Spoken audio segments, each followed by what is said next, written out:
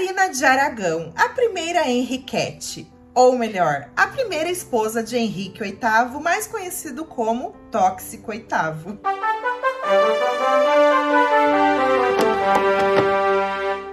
Olá, curiosos, tudo bem com vocês? Vamos começar uma série falando sobre cada uma das esposas de Henrique VIII. Para quem não conhece a história, foram 6. Então teremos 6 vídeos aqui nesse perfil, contando a história de cada uma delas. Vou tentar trazer bastante detalhe aqui para vocês. Se eu esquecer de alguma coisa, me diga ali nos comentários para depois eu fazer um novo vídeo, quem sabe, tá bom, gente? Então vamos começar com ela, né? Catarina de Aragão, que tenho que dizer, gente, é a minha favorita. Ruiva, baixa, com rostinho redondo, branca e de olhos azuis. Uma princesa espanhola que foi criada para ser uma ótima esposa, para ser também uma boa rainha. Ela é filha dos reis católicos Isabel de Castela e Fernando de Aragão. E Catarina de Aragão nasceu em 1485. E antes mesmo dela ser esposa de Henrique VIII, ela foi cunhada dele. Por quê? Ela se casou com Arthur Tudor, que era o irmão mais velho de Henrique VIII e herdeiro ao trono da Inglaterra. Mas que história é essa? Quem que é esse Arthur, né? Do nada aparecendo um Arthur no meio da história. Catarina e Arthur estavam prometidos desde os 3 anos de idade. O Arthur seria o sucessor de Henrique VII, o rei da Inglaterra, pai de Henrique VIII. Então Catarina aprendeu confecção, bordado, línguas, literatura. Ela foi educada para ser ótima em tudo que ela fosse fazer. E também ela era muito religiosa na fé católica, assim como sua mãe e seu pai. Tanto que eles eram os reis católicos, né? Então, em 1499, Arthur e Catarina se casam por procuração. E em 14 de novembro de 1501, oficialmente é realizada a cerimônia de casamento deles. E Catarina torna-se, então, princesa de Gales, ao lado de Arthur, que era príncipe de Gales. Afinal, Henrique VII ainda estava vivo. Então, em 1502, logo depois deles se casarem, os dois adoecem. Tava tendo muito aquele surto da doença do suor.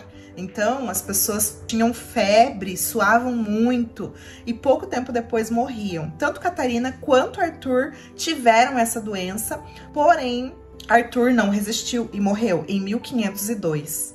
Catarina de Aragão agora estava viúva com apenas 16 anos de idade. E do casamento com Arthur, ela não teve filhos, afinal, até a morte de Catarina de Aragão, ela disse que não consumou o casamento com Arthur. Isso porque ele já estava muito doente, eles também tinham pouca idade. Aí, qual que é o BO? Os pais de Catarina de Aragão precisavam ainda pagar a segunda parte do dote de Catarina de Aragão, que não havia sido paga. Então, Henrique VII não queria devolver Catarina de Aragão para os seus pais antes de receber a segunda parte do dote pelo casamento com seu filho Arthur. E os seus pais não queriam Catarina de Aragão sem que ela recebesse os direitos da viuvez, que o rei não quis conceder porque não tinha recebido a segunda parte do dote. Tá claro isso, essa confusão? Então surge um novo acordo, uma nova ideia. Vamos casar Catarina de Aragão com Henrique, que era o outro filho. Foi uma procrastinação e foram deixando pra lá e tudo mais, meio que acertaram o casamento, mas esse casamento não aconteceu. Porém, Henrique VII morre. E agora? Henrique Tudor se torna rei da Inglaterra, como Henrique VIII. E para que tivesse esse casamento, era necessário uma dispensa papal, já que Catarina de Aragão foi antes casada com Arthur Tudor. Então, em 1509, Catarina de Aragão e Henrique VIII se casam. E ele, inclusive, quis ser coroado somente após o casamento, porque ele já gostava de Catarina, sabe? Foram 7 anos como viúva e no meio de tanta confusão, muitas vezes não sendo bem tratada na Inglaterra. Henrique tinha 18 anos e Catarina tinha de 23 para 24 anos. Ele estava muito feliz, ela também estava muito feliz. Afinal, agora ela era uma mulher casada novamente e rainha da Inglaterra. Henrique sempre dava um jeito de eliminar todos aqueles que tivessem no seu caminho, ele já se mostrava uma autoridade bem forte, assim. Então, mandava executar, eliminar todo aquele que ele imaginava que um dia poderia dar um trabalho ou querer roubar o trono dele. E Catarina tinha uma missão, era uma única missão que ela tinha: dar um herdeiro saudável e homem para o rei. para assim garantir, né, a linha de sucessão e tal. E assim foi. Em 1510, Catarina deu à luz uma menina natimorta. Em 1511, ela dá à luz um menino. Porém, esse menino morreu com 2 meses de vida. Em 1513, outro menino que morreu horas após nascer. Em 1514, outro menino que nasceu morto. Em 1516, nasce Maria, que mais pra frente se tornaria Maria I da Inglaterra, a Mary Tudor. Ela foi a única filha sobrevivente de Henrique e Catarina de Aragão. E em 1518, novamente, Catarina engravida. Catarina dá à luz uma menina que também nasceu morta. Ao total, Catarina de Aragão engravidou 6 vezes. E dessas 6 gestações, só uma dessas crianças sobreviveu. O casal meio que começa a se afastar, Henrique começa a ficar frustrado pela situação, por não ter um herdeiro, que era o que ele precisava. E era a única missão ali de Catarina. Claro que ela ajudava também, ela ficou como regente, enquanto o Henrique estava na França, ela ficou como regente. Ele confiava nela muito, inclusive para assuntos de governo. Mas a principal missão dela era dar um herdeiro homem. Em 1519, o rei então tem um filho ilegítimo com a amante Elizabeth Blount.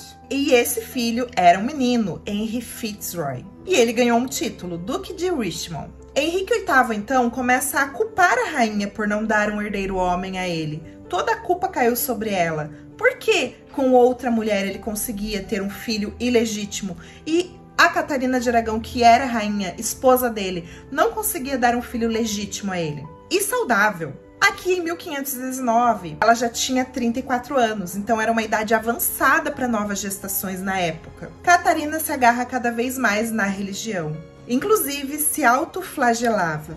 Ela queria muito ter esse filho, afinal, ela amava muito o seu marido e ela sabia que seu marido precisava de um filho. Então ela jejuava, rezava muito. E a aparência dela começa a mudar também, ela começa a envelhecer. Depois de tanto sofrimento, frustração, as gestações mal sucedidas. E agora ela já não era tão atraente assim. E Catarina de Aragão começa a ser desprezada. Então surge Ana Bolena, ali em 1527. Uma mulher que foi criada na França, educada na França, ela era elegante, ela era diferente. Claro que Henrique VIII fica muito interessado nela. E ele fica não só interessado, como obcecado por ela. Porém, Henrique VIII já tinha tido a irmã de Ana Bolena, a irmã mais velha, Mary Bolena, como amante.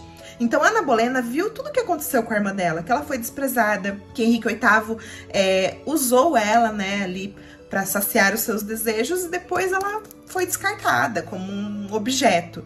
Ana Bolena não queria isso para a vida dela. Ela foi muito inteligente mesmo. Não queria ser uma amante. Ela queria dar filhos legítimos ao rei. E o erro de Ana Bolena foi prometer um filho a Henrique VIII. Ela prometeu: eu te darei um filho. Ai, ai, ai, hein? Uma promessa que não se deve fazer. E nessa obsessão, muita coisa aconteceu. Henrique VIII precisou romper com a Igreja Católica, porque não seria possível, ele não tinha o apoio da Igreja Católica para se casar com Ana Bolena. A Igreja Católica não queria anular o casamento de Catarina de Aragão com Henrique VIII. E Henrique VIII também começa a acreditar que estava debaixo de uma maldição, devido a um versículo que está lá em Levítico, capítulo 20, versículo 21. O homem que toma a esposa do seu irmão por mulher comete uma torpeza, pois descobriu a nudez de seu irmão. Morrerão sem filhos. Então ele pegou esse versículo e ele começa a ficar atormentado por isso. Então ele acreditava: se eu estou sem filhos, se Catarina não conseguiu me dar filhos homens, é porque eu estou sob uma maldição, porque ela era esposa de meu irmão. Então ele começa a repudiá-la, sabe? E ele acreditava estar sendo castigado por este pecado que ele cometeu. Então ele manda um secretário para solicitar a anulação do casamento, que é negada. Foram várias tentativas para anulação do casamento. Foi convocado um tribunal. Henrique, inclusive, foi proibido de casar de novo, sem antes a decisão ser tomada por Roma. Cardeal Wolsey foi destituído do cargo porque falhou em ajudar o rei nessa anulação do casamento. E Catarina de Aragão era uma rainha muito amada pelo povo e ela tinha pessoas muito poderosas e importantes do lado dela. papas, o seu sobrinho Carlos V, que era imperador do Sacro Império Romano Germânico. Assim, ó, se ela fizesse assim, sobrinho, acaba com a raça de Henrique VIII, ele tava ferrado. Martinho Lutero, Tyndale, os reformadores estavam do lado de Catarina de Aragão. Catarina acaba sendo exilada, distante em um castelo, é afastada da filha, começa a viver reclusa, sozinha e triste. O casamento, enfim, foi anulado e Catarina foi declarada princesa viúva de Gales. Ela já não era mais a rainha consorte da Inglaterra. É como se todos aqueles anos em que ela viveu ao lado de Henrique VIII, apoiando ele, amando, respeitando, não tivessem existido. E ela só recebeu o título de princesa viúva de Gales, viúva de Arthur.